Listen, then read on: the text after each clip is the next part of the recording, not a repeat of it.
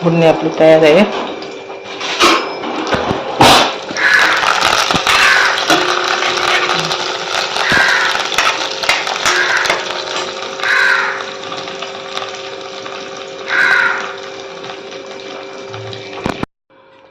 बघा या कढीला आपण उकळी येऊन नाही द्यायची. जरा कड आलं की गॅस बंद करायचा, नाही तर कढी फुटू शकते.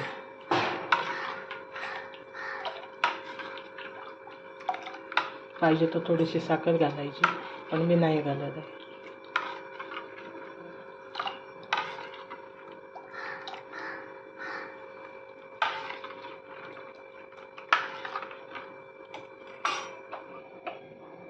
आता आपली ताकाची कढी तयार आहे. अजिबात